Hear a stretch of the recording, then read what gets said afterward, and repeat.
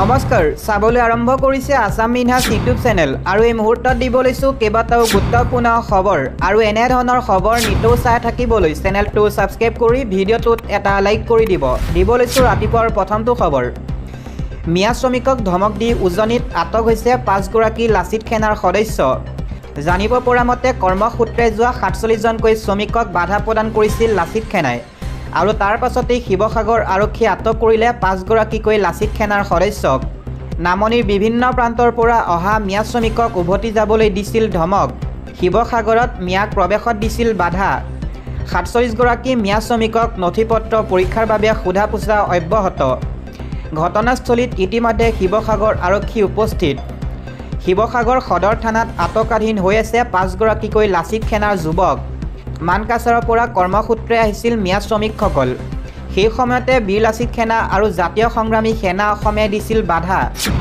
নগাঁৱৰ আগ্ৰাসী মনোভাৱৰ বেদখলকাৰীলৈ শেষ সকিয়নি সোণাই কলং নৈ পাৰৰ বেদখলকাৰীও নাপাব ৰেহাই এই মুহূৰ্তত আহি পৰিছে আন এটা ডাঙৰ খবৰ চৰকাৰী মাটি দেখিলেই দখল কৰা নগাঁও বেদখলকাৰীক সকিয়নি নগাঁৱৰ হাজাৰ হাজাৰ বেদখলকাৰী পৰিয়াললৈ জাননী প্ৰেৰণ কৰা হৈছে 1000-2000 নহয় প্ৰায় 19809 বিঘা ভূমিত শীঘ্ৰেই চলিব উচ্ছেদ সোণাই কলং নৈ পাৰৰ ভূমি বেদখল কৰা সকলকো ৰেহাই দিয়া নহ'ব নগাঁৱৰ ভূমি বেদখলকাৰী তালিকাত আছে খিলঞ্জীয়া নাগৰিকো মাটি থাকিও বেদখল কৰা আগ্ৰাসী মনোভাৱৰ ব্যক্তি সাৰি নাযাব সময়সীমাৰ ভিতৰত বেদখলকাৰীক স্থান এৰি যাবলৈ সকিয়নি জিলায়ুক্তৰ নগাঁৱৰ বেদখলকাৰীক শেষ সময়সীমা বান্ধি দি জাননী প্ৰেৰণ কৰা হৈছে বেদখলক লৈ সৰব হৈ পৰিছে জিলায়ুক্ত দেৱাশীষ শৰ্মা কোন কোন বন বিষয়া আশীৰ্বাদত হৈছিল বেদখল চৰকাৰক ব্যৱস্থা গ্ৰহণৰ নিৰ্দেশ ন্যায়ালয় চৰকাৰী বিষয়া পৃষ্ঠপোষকতাতেই ৰাজ্যত অবাধে বনাঞ্চল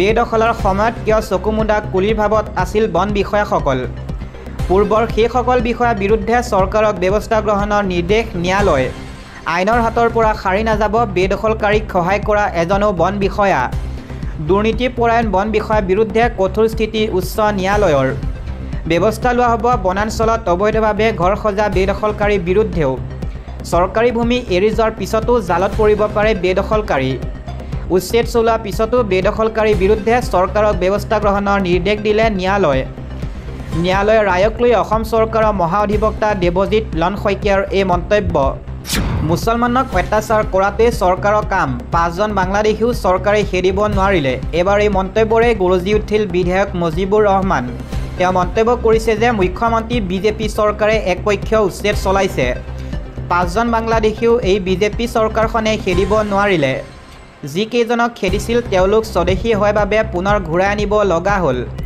ৰাজ্যত চলি থকা উচ্ছেদ অবৈধ বাংলাদেশ বিতানক লৈ সৰব বিধায়ক মুজিবুৰ ৰহমান মুছলমানক অত্যাচাৰ কৰাটোৱে হৈছে চৰকাৰৰ একমাত্ৰ চিন্তা ভোটাৰ লিষ্টৰ পৰা মুছলমানৰ নাম কৰ্তন কৰিবলৈ চৰকাৰে ফৰ্মুলা ৰচিছে অনাগত সময়ত মুখ্যমন্ত্ৰী হিমন্ত বিশ্ব শৰ্মাৰ বেয়া দিন আহি আছে অচিনাকি লোক সন্দৰ্ভত মুখ্যমন্ত্ৰীৰ বক্তব্যক লৈ এই মন্তব্যৰে গৰজি উঠিল দলগাঁৱৰ বিধায়কগৰাকী 15 আগষ্টত মুখ্যমন্ত্ৰীয়ে দিয়া ভাষণ মুছলমানৰ বিৰুদ্ধে দিয়া ভাষণ এয়া মুজিবুৰ ৰহমানৰ মন্তব্য মিয়া সম্প্ৰদায় লোকক টাৰ্গেট কৰি মুখ্যমন্ত্ৰীয়ে বক্তব্য ৰাখিছিল মুছলমানক লৈ কৰা মুখ্যমন্ত্ৰীৰ মন্তব্য অসাংবিধানিক সংবিধানৰ শপত লোৱা এজন মুখ্যমন্ত্ৰীয়ে এনে কথা কোৱা অনুচিত ভাৰত স্বাধীনৰ পিছত এইজন মুখ্যমন্ত্ৰীয়ে বেছি মিয়াক টাৰ্গেট কৰিছে হিন্দু মুছলমানৰ মাজত সংঘাত লগাবলৈ মুখ্যমন্ত্ৰীয়ে এই কথা কৈ আছে 2024ৰ নিৰ্বাচনী বৈতৰণি পাৰ কৰিবলৈ এই চৰকাৰখনে এনে কৰিছে দিব লৈছোঁ এটা ব্ৰেকিং নিউজ অখিল কলিতাৰ নামৰ এগৰাকী শিক্ষকৰ কুকাণ্ড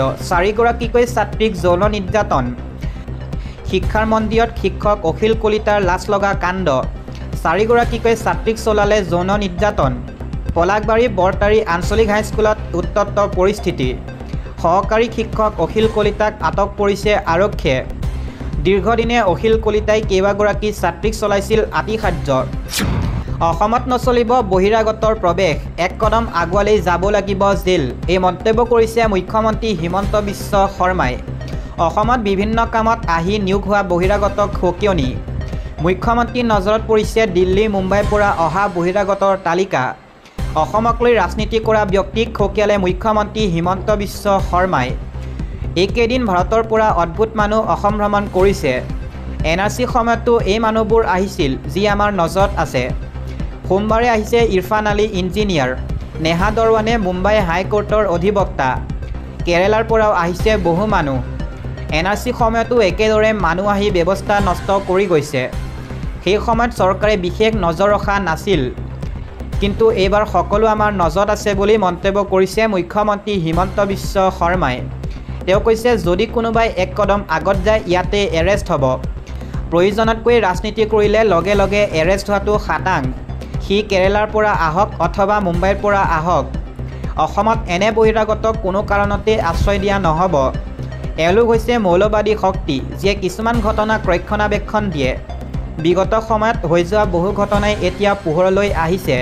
সংবাদ মাধ্যমে কৰা মহামিলনৰ বাতৰি আচলতে মিছা আছিল। পিতৃ মাতৃৰ মহামিলন, মামা ভাগিনৰ মহামিলন প্ৰকৃত নাছিল। সকলোবিলাক ভাড়াতীয়া পিতৃ মাতৃ অথবা মামা ভাগিন আছিল। বহু বহিৰাগতৰ বুদ্ধিত এনে মহামিলন ঘটিছিল। বিনা পাৰ্মিশ্যনত উচ্ছেদস্থলীত কোনো সোমাব নোৱাৰিব। এনেদৰে এতিয়া এটাৰ পিছত আন এটা বিস্ফোৰক মন্তব্য কৰিছে মুখ্যমন্ত্ৰী হিমন্ত বিশ্ব শৰ্মাই। মুখ্যমন্ত্ৰী হিমন্ত বিশ্ব শৰ্মাই কয় যে সি লাগিলে BBC হওক বা CNN হওক, আমি গভীৰলৈ গৈ কাম কৰি আছোঁ। এতিয়াও অসমক লৈ বহু ৰাজনীতি চলি আছে। বহু NGOক বাহিৰৰ পৰা ফাণ্ডিং কৰিছে। এতিয়া সকলোবোৰ আমাৰ নজৰত আৰু নচলিব। দিব লৈছোঁ অন্য এটা ৰাজনৈতিক প্ৰেক্ষাপটৰ খবৰ। কংগ্ৰেছ দলে BJP RSSক ভয় নকৰে। কংগ্ৰেছ দলে কেতিয়াও RSS আৰু BJPক ভয় কৰি নাথাকে। আমি হিমন্ত বিশ্ব শৰ্মা BJP নেতৃত্বাধীন চৰকাৰখনক ভয় নকৰোঁ। আমি কংগ্ৰেছ দলৰ সদস্য যি দলে ব্ৰিটিছক খেদি দেশ স্বাধীন কৰিছিল। মুখ্যমন্ত্ৰী ৰাজ্যৰ BJP চৰকাৰৰ বিৰুদ্ধে এইদৰে সৰব কংগ্ৰেছৰ বিধায়ক জাকিৰ হুছেইন সিকদাৰ। কংগ্ৰেছৰ বিষয়ববীয়াসকলৰ ঘৰত বীৰ দৰ্পে জিলিকি থাকিব হাতৰ ছবি। সকলো কৰ্মকৰ্তাই প্ৰমাণ কৰিছে যে আমি কংগ্ৰেছৰ নীতি আদৰ্শত বিশ্বাসী। BJP অগপৰ বিধায়ক নেতাকৰ্মীসকলে কংগ্ৰেছৰ কাৰ্যসূচীক লৈ ভয় খাইছে। BJPয়ে অসমৰ মাটি সুৰক্ষিত কৰি ৰখাৰ কথা কয়, কিন্তু কি কৰিছে চৰকাৰে? কংগ্ৰেছ দলত আৰম্ভ হৈছে #কংগ্ৰেছ পৰিয়াল মিছন। সোমবাৰৰ পৰা কামৰূপ জিলাত আৰম্ভ হৈছে কংগ্ৰেছৰ এই মিছন।